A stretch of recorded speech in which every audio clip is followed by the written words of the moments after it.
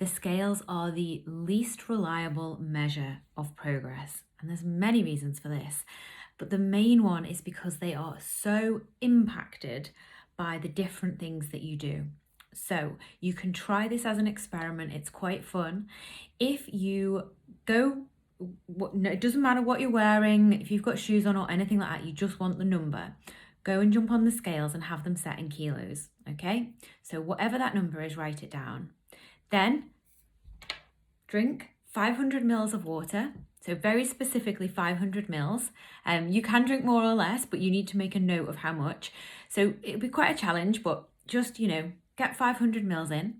Then get back on the scales, and what you're going to see is your weight has gone up by exactly half a kilo. Now, we might weigh ourselves once a week and think half a kilo is great progress, or half a kilo is gained is ruined progress. And this experiment just shows you how easily impacted the scales are by hydration.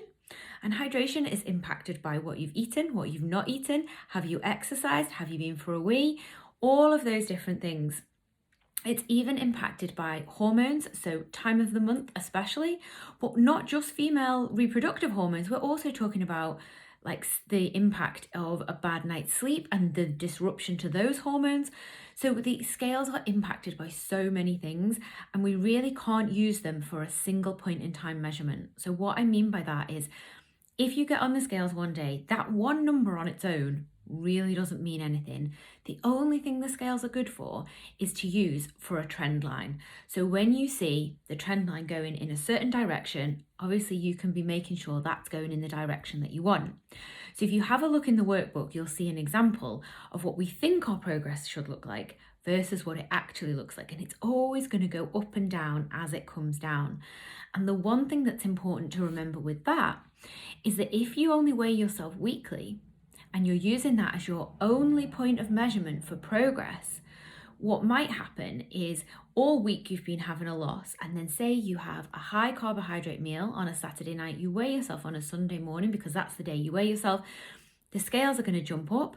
So they could potentially tell you that there's the same number as that you saw on the Sunday before, and you're going to have missed out on capturing all that progress all week. So there's a couple of options. Ideally, ditch the scales, get rid of them. But I know for some people, they're a safety net. They're a measure of where you feel up to. And if you don't want to get rid of them, that's absolutely fine. But what I would say to consider, now, this very much applies to mindset. If you can get on the scales without letting it impact how you feel and dictate your choices for that day, I would recommend you weigh yourself every day. And the reason for that is you're going to see those natural fluctuations. You're going to see that your weight goes up and down as it comes down if you're working on weight loss, okay? Or you're just going to get used to thinking about the choices that you've made and thinking about the outcome that has. So you're maintaining over time. It depends on what stage you're at in terms of weight loss or weight maintenance. But if you weigh yourself daily, you're going to get a really good understanding of your natural fluctuations, not only day to day, but in terms of your hormonal cycle, if that's still applicable for anybody.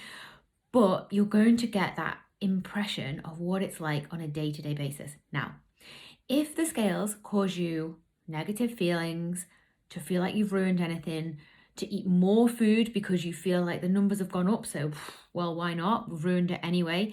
Then I would recommend you just don't weigh yourself at all, or maybe weigh yourself once a month, just so you're getting a bit of an idea. Now, it may take time to get to that stage. As with everything in this program, you don't have to do all of it. You don't have to do all of it at once. Remember, you've got unlimited access to this. So you might think like, okay, that's something I need to think about, work on a little bit, ruminate over. You could come back to this in a few months, rewatch this chapter, have a look and think, okay, actually maybe I'm feeling in a bit of a better place. Maybe now is the time for me to either try weighing daily if you're still working on weight loss goals, or try ditching the scales altogether. Only you will know what's going to work for you. So that's my advice with the scales. And if you've got fears over ditching the scales, it'd be great just to jump over to the Facebook group and let's talk about them, because lots of us are going to have the same things. We'll have been through the same experience, and we can share ideas and talk about what we're going to do instead. So your other options than the scales are the way you feel, the way your clothes fit, the way you think about food. So mindset change is massive. As we know, we've talked about it all through this program. And unfortunately, the only way to measure it is to listen out to what you hear yourself saying. So when you start to realize you're making different choices, like I had an example of a client today. She messaged me, she said she'd had a week from hell, and ordinarily that would send her straight home via McDonald's because she wouldn't want to cook. She would just want to get that comfort food, get home, eat it, even though she knew it wasn't good for her nutrition goals. It didn't make her feel particularly good. And she realized actually she was able to have that conversation with herself to say, do you know what? I could do that, but if I do that, I'm going to feel rubbish afterwards. And actually what I want to do is really look forward to my night out meal tomorrow with my friends. So actually I'm just going to drive home and get myself a bowl of porridge and go to bed. So that is the mindset progress. And when you start to hear yourself doing that, that's a great way to measure progress. Okay, your other options, measurements, and the way your clothes fit. So you could have a day where the scales could jump up a kilo, but your jeans still fasten like they did yesterday. So that's a good way to rationalize you haven't gained a kilo overnight, it's just a fluctuation on the scales. So let me know how you're feeling with this one. I know the scales is a big emotive topic for lots and lots of people. It's what we've all been conditioned to look to. And whilst we're on the subject of scales, actually, before we just go, just going to touch on the BMI. So lots of you will have been told by the doctor about the BMI scale. And I just want you to know that it was invented by a mathematician in 1878, I think. And it just is simply a calculation of your height versus your weight. And I think it's your height times your weight in meters, in kilos squared, something like that anyway. But really that shows that takes into no consideration muscle mass, build, anything like that. So we really don't want to beat ourselves up over numbers either. So the BMI, it's used by doctors and insurance companies as a way of having cutoffs for different things.